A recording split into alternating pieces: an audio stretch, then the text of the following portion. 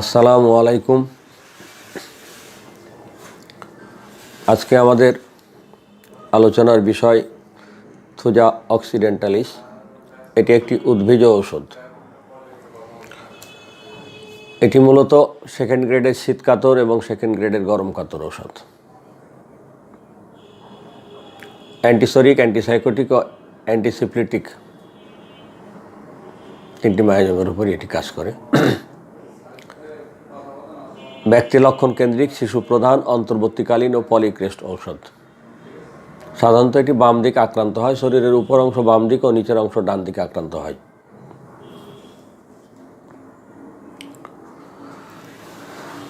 যখন কোনো রোগী আমাদের ঘরে আসে, আমরা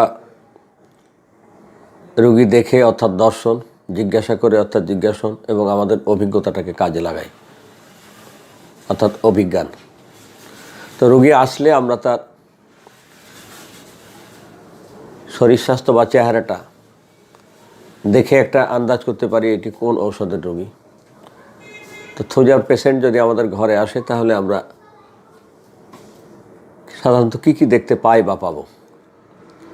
যাদের শরীর রস প্রধান তাদের জন্য উপযোগী। থুজার রোগী সাধারণত স্বাস্থ্যবান, নাদুস নুদুস টাইপের হয়। এই নাদুস নুদুস স্বাস্থ্য এটি থার্ড গ্রেড। শীর্ণতা বা চিকন স্বাস্থ্য এটি আবার সেকেন্ড গ্রেড। গায়ের রং চুল কালো বর্ণের। এদের হাতের মধ্যাঙ্গুলের উপরে, কানের পিছনে, পিঠে এবং শরীরে বেশ লোম বা চুল দেখা যায়। মুখখানা চকচকে, ভাবখান যেন মম কিংবা তেল মাখানো আছে, তেলতেলে। থুজার নখ নীলবর্ণ এবং ঢেউ তোলা, নরম, পাতলা, সহজে ভেঙে যায়। এদের শরীরে বিভিন্ন জায়গায় উপমাংস, অস্বাস্থ্যকর চর্মযুক্ত। পুরাতন ও জটিল রোগীরা দুর্বল হয়, রক্ত স্বল্পতায় ভুগতে দেখা যায়। বিশেষ করে ক্যান্সার পীড়ায় চেহারা ফ্যাকাশে এবং হলুদ হয়ে যায়। সাধারণত যেসব কারণে একজন মানুষ থুজার রোগীতে পরিণত হয় বা থুজার রোগীরা যেসব কারণে অসুস্থ হয় তার পিছনে অন্যতম হচ্ছে গনোরিয়া চাপা পড়া, টিকা দেয়া, চা বা কফি পান করা, পেঁয়াজ খাওয়া, চর্বি জাতীয় খাদ্য, মিষ্টি, তামাক, অতিরিক্ত যৌনাচার, সূর্যের তাপ কিংবা রোদে শুয়ে থাকার কুফল, সালফার কিংবা মার্কারির অপব্যবহারের কারণে এরা অসুস্থ হয়। এবার আসি আমরা থুজার মানসিক লক্ষণ কেমন। এদের সবসময় একটা বদ্ধমূল ধারণা এদের মধ্যে কাজ করে, যেটি সে অনুমান করে, ভাবে বা ধারণা করে, সেইটি থেকে সে সহজে নড়তে চায় না। এদের মন দুর্বল, সর্বদা মন ভারী থাকে। কথা বলতে বলতে থেমে যায়, কথা যেন মনে আসে না। লিখতে বা পড়তে গেলে ভুল করে। খুব ধীরে ধীরে কথা বলে, যেন কথা ভুলে যাচ্ছে। সামান্য ব্যাপারে দীর্ঘক্ষণ চিন্তা করে। কারো কারো দ্রুত কথা বলার অভ্যাস থাকে, সেটি খুব কম। মানসিক দুর্বলতা ও সাধারণ কথায় এরা রেগে যায়। মেজাজ খিটখিটে। পাগলরা ভয়ানক খিটখিটে, প্রচণ্ড রেগে যায়। মনের দুর্বলতার জন্য গান বাজনা শুনে কান্না করে। থুজা শত্রু বা প্রতিবেশীর সামান্য ভালো সহ্য করতে পারে না। বয়স বাড়ার সাথে সাথে থুজার মানুষদের বুদ্ধি কমতে থাকে। কোনো কাজ এরা দক্ষতার সাথে করতে পারে না। থুজার মানুষকে ভালো কোনো প্রস্তাব দিলেও তারা সন্দেহ করে। তারা ভাবে বুঝি এর মধ্যেই কোনো মন্দ মতলব আছে। আপনি তার ছেলেকে একটা চাকরির প্রস্তাব দিবেন, ভাববে না জানি আপনি এখান থেকে বোধহয় কিছু পার্সেন্টেজ পাবেন। তাকে অন্য কোনো একটা ভালো পরামর্শ দিবেন, সে সন্দেহ করবে না জানি আপনার এখানে কোনো উদ্দেশ্য বা লাভ আছে। স্বামী স্ত্রী পরস্পরকে সন্দেহ করে। যদি একবার কোনো কিছু ভুল বুঝে তবে শত চেষ্টা করেও তার ভ্রান্ত ধারণা বা ভুল ধারণা দূর করা যায় না। এরা খুব জেদি টাইপের হয়, একগুঁয়ে হয়, হিংসাপূর্ণ, বিষণ্ণ ও নিরাশাপূর্ণ। এরা খুব সূচিবায়ী টাইপের হয়, বারবার হাতে পায়ে পানি ঢালে, বাসনপত্র ধয়, খেতে বসে বারবার তার গ্লাসটা কিংবা প্লেটটা ধোবে, কেউ তাকে স্পর্শ করুক তা সে চায় না, নিজেকে অন্যের ছোঁয়া থেকে দূরে রাখতে চায়। বুদ্ধি বা স্মৃতির লোভ, এদের যৌন চাহিদা বা কামুকতা বেশি। হীনমন্যতা থুজার মধ্যে খুব ব্যাপকভাবে লক্ষ্য করা যায়। স্বামী স্ত্রী প্রায়ই লেগেই থাকে। যদি স্বামী কিংবা স্ত্রী কেউ থুজা হয় তবে ঝগড়া যেন লেগেই থাকে। সাধারণত নারীদের মধ্যে প্রবণতাটা খুব বেশি দেখা যায়। সন্দেহ প্রবণতার কারণেই দেখা যাচ্ছে স্বামীকে খোঁটা দিচ্ছে, তুমি আমাকে কোনোদিন ভালোই বাসলে না, তুমি আমাকে কোনোদিন আদর করলে না। স্বামী হয়তো একটু রসিক, সে রসিকতা করে বলছে, আমি যদি তোমাকে আদর নাই করি, এই যে 4টা বাচ্চা তুমি কোথায় পেয়েছো? এটা কি ইন্টারনেট থেকে ডাউনলোড দিয়েছো? থুজার পেশেন্ট তো আরও খেপে যায়, তার এই রসিকতা ভালো লাগে না। থুজার মানসিক রোগী অসংলগ্ন কথাবার্তা বললেও অনেক সময় শান্তশিষ্ট ভাব বজায় রাখে। উচ্ছৃঙ্খলতা কখনো কখনো দেখায় না, বরং ভয়ের মধ্যে থাকে, মনে উৎকণ্ঠা থাকে, মনে ও শরীরে অস্থিরতা অস্বস্তি বোধ করে। ধর্ম বিষয়ে এদের মধ্যে বদ্ধমূল কিছু ধারণা থাকায় নিজেকে তারা পাপী মনে করে। প্রায়শ্চিত্তের জন্য তারা ব্যাকুল হয়ে কাঁদে, বিলাপ করে, প্রার্থনা করে সৃষ্টিকর্তার কাছে। পাগল মহিলারা কাউকে কাছে আসতে দিতে চায় না। এরা মনে করে তার অবস্থান নিচে নেমে যাবে যদি তার গোপন বিষয় ফাঁস হয়ে যায়। সমাজে সম্মান হারানোর একটা ভয় থাকে। উপর থেকে পড়ে যাবার স্বপ্ন বোধহয় এইটিরই বহিঃপ্রকাশ। আমি সবসময় একটা জিনিস বলি যে একটি ওষুধের নামের মধ্যেই তার মূল লক্ষণগুলো লুকিয়ে থাকে। আসুন দেখি আমরা নামটাকে বিশ্লেষণ করে এর মূল লক্ষণগুলো নামের মধ্যে পাওয়া যায় কিনা। থুজার প্রথম অক্ষরটি টক ইনডিসপোজ টু, এরা কথা বলতে চায় না। এইচ হার্টি, অহংকারী। ইউ আনবিলিভার, সন্দেহপ্রবণ। জে জেলাসি, ঈর্ষাপরায়ণ। এ অ্যাংজাইটি, উদ্বেগ। ও অবিসিটি, মেদবহুলতা। সি কনফিউজড অফ মাইন্ড, মনে বিশৃঙ্খলা। সি কোম্পানি অ্যাভারশন, সঙ্গী অপছন্দ। দেখুন এই সবগুলো লক্ষণই থুজার বিশেষ লক্ষণ এবং তার নামের মধ্যে লক্ষণগুলো আমরা খুঁজে পেলাম। আসি, থুজার কোনো কোনো রোগী বলে, 1 ডোজ ওষুধ খেয়ে আমার রোগ বেড়ে গেছে, যে কারণে আমি ওষুধ বন্ধ করেছি। আবার এক ধরনের রোগী পাবেন আপনার কাছে এসে হয়তো বলবে, ডাক্তারবাবু ওষুধ আমি বন্ধ করলে কিন্তু আমার রোগ বেড়ে যায়, যে কারণে আমি কিন্তু ওষুধ বন্ধ করতে পারবো না, আমার ওষুধ দিতেই হবে। আপনি তো ডাক্তার, সেই ক্ষেত্রে আপনার কী করা উচিত আপনি তো ভালোই জানেন। তাহলে আমরা এখানে 2 ধরনের রোগী পেলাম। কেউ বলবে আপনার 1 ডোজ ওষুধ খেয়ে আমার রোগ বেড়ে গেছে, কী ওষুধ দিলেন, আমি আর ওষুধ খাবো না। আবার আরেক ধরনের রোগী আছে যারা বলবে, ডাক্তারবাবু ওষুধ খেলে আমি ভালো থাকি, না খেলে কিন্তু আমার রোগ বেড়ে যায়, সুতরাং ওষুধ বন্ধ করা যাবে না। থুজা যেহেতু সাইকোসিসের রাজা, সুতরাং এরা সবসময় তার অগ্রহণযোগ্য আচরণ বা দুর্বলতাকে লুকাতে চায়। ধরুন 40 বছর বয়সকে 32 বছর বলে চালাতে চায়, যে কারণে চুল কিছু পেকে গেছে, দাড়ি কিছু পেকে গেছে, চুলে কলপ দিয়ে বয়সটাকে লুকাতে চায়। এটাই হচ্ছে সাইকোসিস। শরীরে কোনো কোনো রোগ থাকলে সেটা লুকিয়ে রাখতে চায়। সে কোনো কাজ সুন্দর করে করলেও, যে কোনো কাজ সুন্দর করে করলেও সামান্য ত্রুটি হলে কাজের লোকদের বকাবকি করে, ফলে কাজের লোকজন তার বাড়ি ছেড়ে চলে যেতে চায়। ধরুন হাতে কোথাও আঁচিল আছে কিংবা টিউমার আছে, সেটি যদি সম্ভব হয় তাহলে হাফ শার্ট কিংবা হাফ গেঞ্জি না পরে ফুল হাতা শার্ট পরে সেটিকে ঢেকে রাখার চেষ্টা করবে, যাতে কেউ না দেখতে পায় তার হাতে কনুইয়ের নিচে কিংবা দেখতে পাওয়া যায় এমন কোনো জায়গায় তার টিউমার কিংবা আঁচিল আছে বা অন্য কোনো রোগ, যেটিকে সে ঢেকে রাখতে পারলে চেষ্টা করবে যেন ঢেকে রাখা যায়। বারবার হাত ধোয়, বাসনপত্র ধোয়। বিছানায় বসলে কেউ যদি তার বিছানায় বসে তবে সে চাদরটা পাল্টে ফেলতে চায়, চাদরটা ধুতে চায়।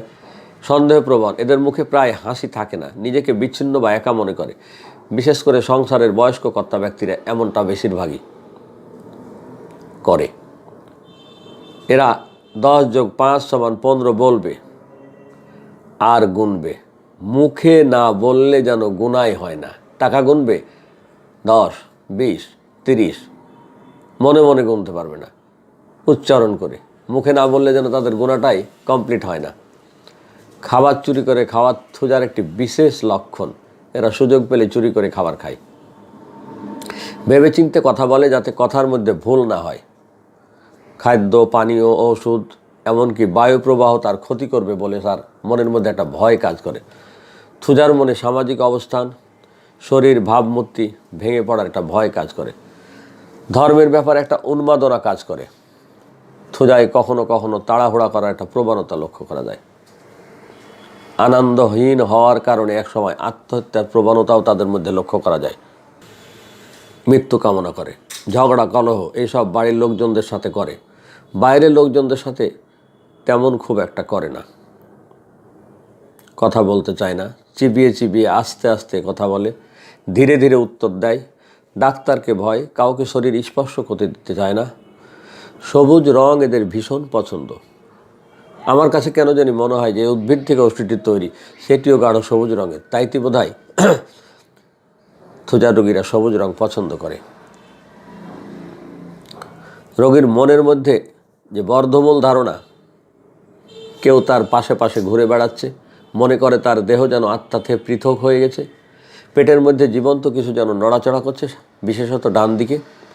মনে করে শরীরটা যেন তার কাঠের তৈরি, মাটির তৈরি, বুঝি শরীরটা ভেঙে পড়বে, শরীর হালকা হয়ে যাচ্ছে, মরার সময় এসে গেছে ইত্যাদি।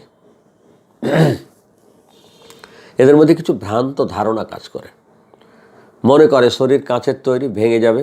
রোগী যদি ধারণা করে অদ্ভুত একটা লোক পাশে দাঁড়িয়ে আছে, তবে একক ওষুধ থুজা। যদি ধারণা করে পিছনে কেউ অনুসরণ করছে বা সে শুনতে পায় কেউ বলছে এসো, তাহলে সেটি মেডোরিনাম।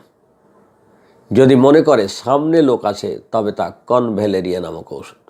ধারণার গভীরতা বা সুস্পষ্টতার উপর কিন্তু মায়াজম নির্ধারিত হয়। আমরা তখন মানসিক লক্ষণ নিয়ে কিছু কথা বললাম, এবার আসি আমরা কিছু রোগ লক্ষণ নিয়ে কথা বলি। থুজাকে সাধারণত সাধারণ মানুষ কিংবা হোমিওপ্যাথিক বন্ধুরা আঁচিলের বিখ্যাত ওষুধ রূপেই জানে। এর আঁচিল ফুলকপির মতো মাংস বৃদ্ধি হলেও সেটিকে আমরা উপমাংস বলি। এটিও থুজার একটি বড় বৈশিষ্ট্য বা লক্ষণ। থুজা বসন্তের অন্যতম বড় প্রতিষেধক ঔষধ। পুজযুক্ত বসন্ত বা বসন্তর পর দাগ মিটাতে থুজা বড় ঔষধ। 80% বসন্তের রোগী থুজায় আরোগ্য করতে পারে, কিন্তু আমরা সেই ক্ষেত্রে এটিকে তেমনভাবে ব্যবহার করতে পারি না। বসন্ত হওয়ার পরে বা অনেক পরেও কোনো রোগ হলে বসন্তের ইতিহাস যদি পাওয়া যায়, তাহলে বসন্ত পরবর্তী হাঁপানিতে থুজা প্রয়োগে ভালো কাজ করে কিংবা অন্য রোগেও ভালো কাজ করে। টিকার কুফলে হাঁপানি, আঁচিল, মাথা ব্যথা, মৃগী, নখ নষ্ট হয়ে যাওয়া, দৃষ্টিশক্তি নষ্ট হয়ে যাওয়া, টিউমার, পাগল, গ্ল্যান্ড ফোলা, চর্মরোগ, ঋতুর সমস্যা দেখা দিলে থুজা লক্ষণ সাদৃশ্যে দারুণ কাজ করে।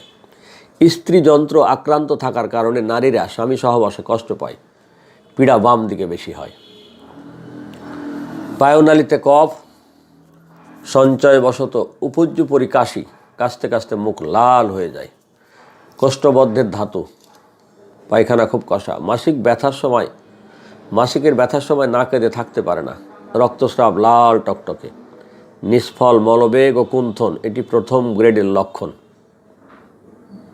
মল নিঃসরণ হবে না, নিষ্ফল, বারবার কুণ্ঠন দিতে থাকবে। কোষ্ঠবদ্ধতায় মল অনেক সময় সাইলেসিয়ার মতো আঙ্গুল দিয়ে বের করতে হয়, আপনা আপনি বের হতে চায় না। গুটি গুটি মোটা বড় মলের ন্যাড়া কিছুটা বের হয়ে আবার যেন ভিতর দিকে ঢুকে যায়, এইটি সেকেন্ড গ্রেডের লক্ষণ। বর্ষাকালে হাতে পায়ের আঙ্গুলের ফাঁকে হাজা ঘা হয়। পায়ের বৃদ্ধাঙ্গুলের নখ ভিতরে ঢুকিয়া আঙ্গুল ব্যথা করে। হাত পায়ের দুর্বলতা, কাঁপে, হাত পা শীর্ণ হয়ে যায়। সন্ধি প্রবণতা এদের মধ্যে লক্ষ্য করা যায়। শৈশবের নানা প্রকার পেটের পীড়ায় যেন নিত্য সঙ্গী, বিশেষ করে পাতলা পায়খানা। টিকা ও বসন্তর পরে যে কোনো উপসর্গ। নাকের পলিপসের এটি কিন্তু একটি অসাধারণ ওষুধ। কিডনি আক্রান্ত সহ ঘন ঘন প্রস্রাব, মলদ্বার এবং প্রস্রাব যন্ত্রের রোগে অসাধারণ। ডাক্তার কেন্ট বলেন আর্স অচির রোগে আর থুজা চিররোগের ওষুধ। যথা হাঁপানি রোগে যেখানে মনে হবে আর্সেনিক, সেখানে আর্সেনিক শুধু সাময়িক উপশম দেবে, স্থায়ী রেজাল্ট আসবে না। এই সব ক্ষেত্রে থুজা বা নেট্রাম সাল্ফ স্থায়ী আরোগ্য দেবে। সেইটি আমরা যেন হাঁপানি রোগীর ক্ষেত্রে মাথায় রাখি।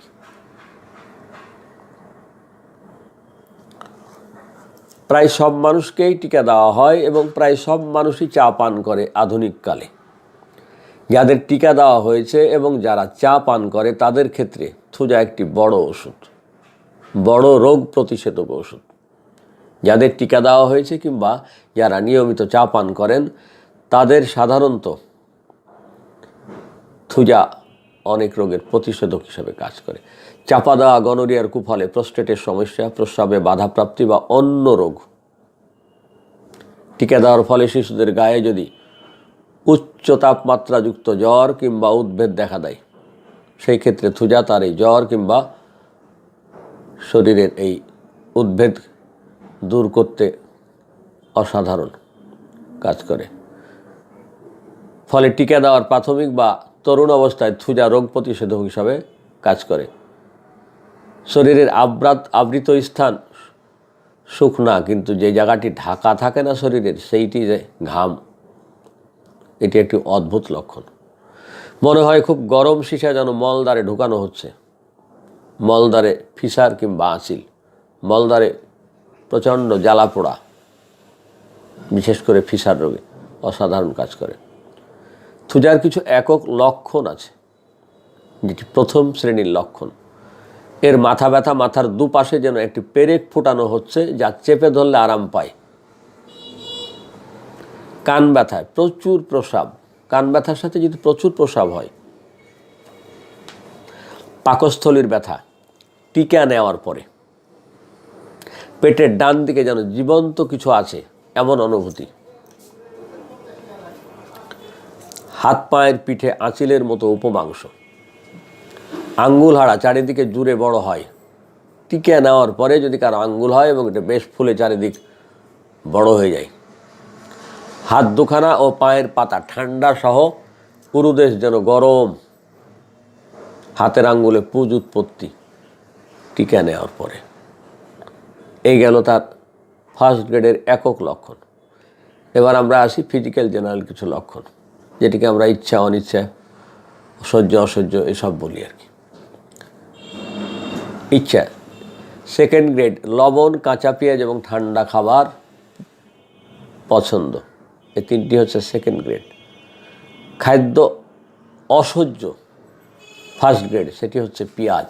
পেঁয়াজ একদম সহ্য হয় না।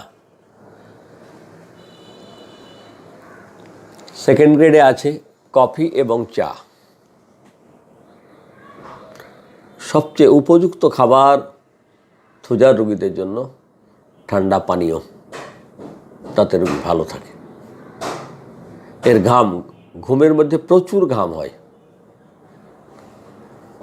ঘুমের মধ্যে ঘাম, এটি হচ্ছে প্রথম গ্রেডের একটি লক্ষণ, এবং সেই ঘামে মিষ্টি, ঝাঁঝালো এবং রসুনের মতো গন্ধ থাকে।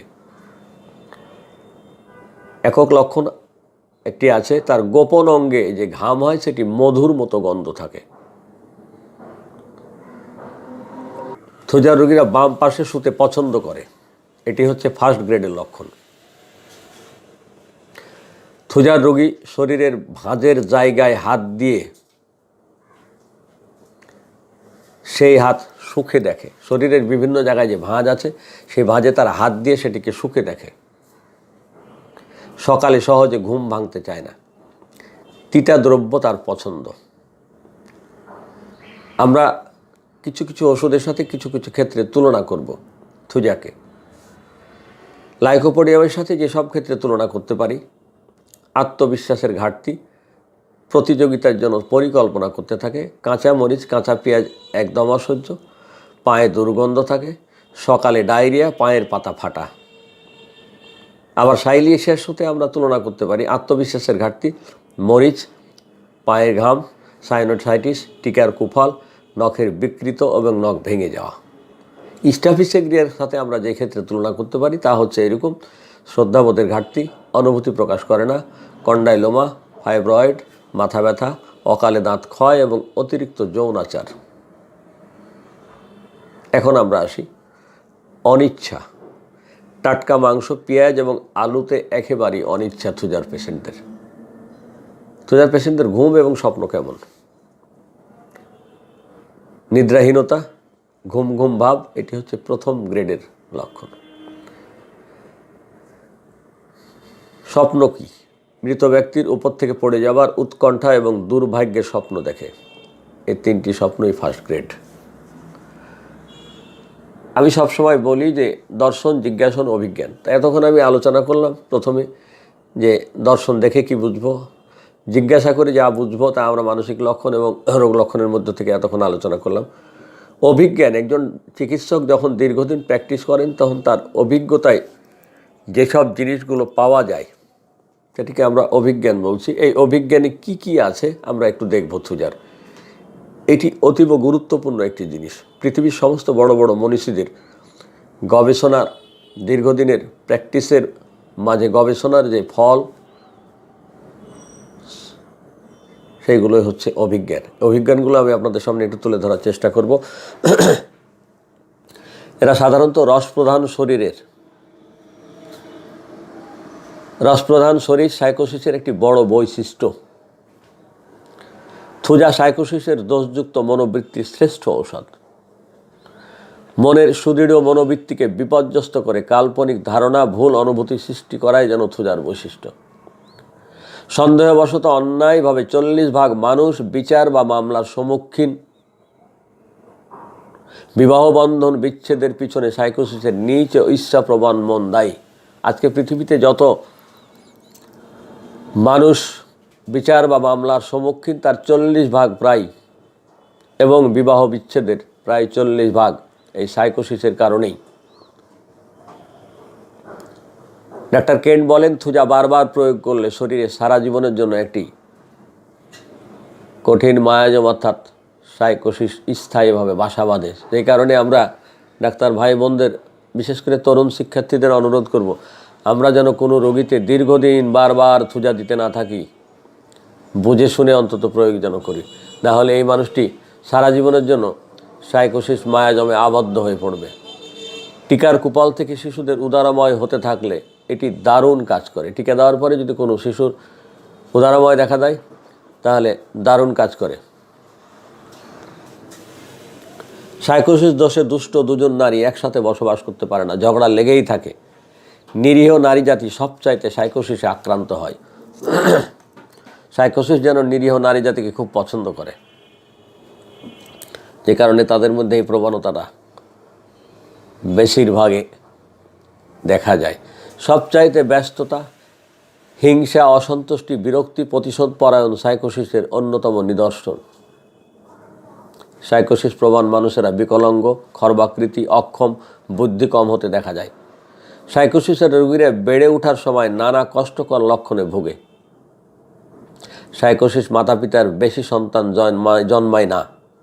অনেক সময় গর্ভ সঞ্চয় ক্ষমতা নষ্ট করে ফেলে, ফলে বন্ধ্যাত্ব দেখা দেয়।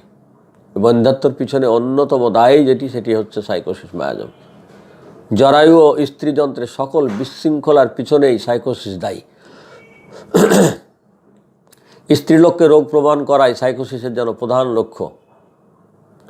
আর্সেনিক ছোড়ার ওপর গভীরভাবে কাজ করলেও অস্থিরতাযুক্ত সাইকোসিসের উপর ভাষা কাজ করে। আর্সেনিকের সাথে থুজার মাঝে মাঝে ভুল বোঝার ক্ষেত্র পাওয়া যায়। সেসব ক্ষেত্রে আর্সেনিক ফেল করলে থুজা দারুণ কাজ করে। আর্সের ক্রনিক হচ্ছে থুজা। সাইকোসিস দোষে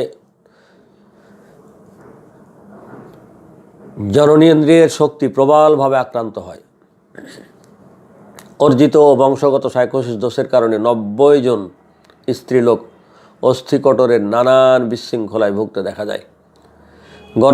গনোরিয়া স্রাব চাপা পড়ে নানান সমস্যা, যথা হাঁটু বা গোড়ালি আক্রান্ত হলে থুজার ক্ষেত্র আসতে পারে। সাইকোসিসের প্রবল প্রভাবে এই ওষুধের রোগীর বর্ষার জল হাওয়া সহ্য করতে পারে না, যে কারণে নানান অসুখে আক্রান্ত হয়।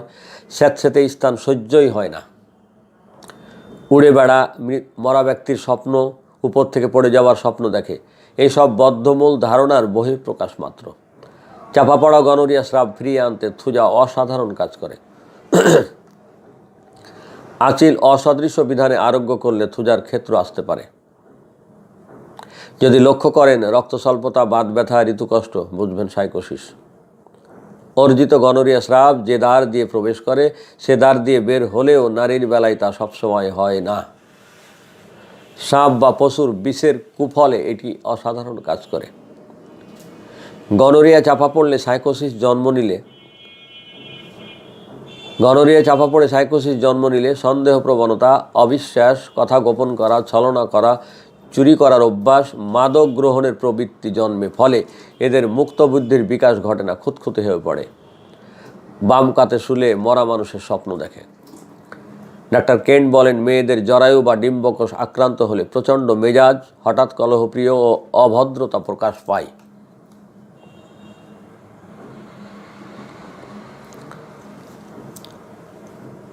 সাধারণত থুজার বৃদ্ধি শেষ রাতের দিকে, এর বৃদ্ধি বা যা সাইকোসিসের ধর্ম।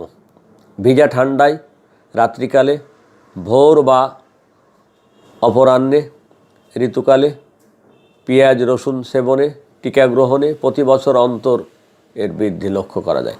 থুজা রাত 3টায়, বিকাল 3টায় বৃদ্ধি, অমাবস্যা পূর্ণিমায় বৃদ্ধি, বামে শুলে বৃদ্ধি, চা ও চর্বি জাতীয় খাদ্যে বৃদ্ধি, রোদ সহ্যই হয় না, কথা বললে হাঁপানি বৃদ্ধি পায়, পেট, ডিম্বকোষ, অন্ডকোষ এবং মলদ্বারের ব্যথায়, চলাফেরা করলেই কষ্ট বাড়ে।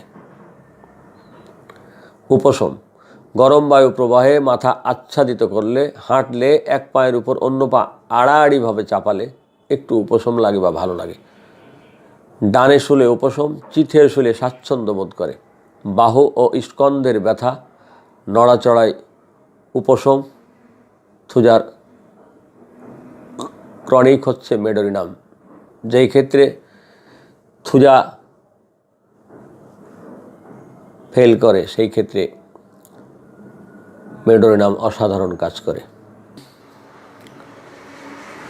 ধন্যবাদ সবাইকে।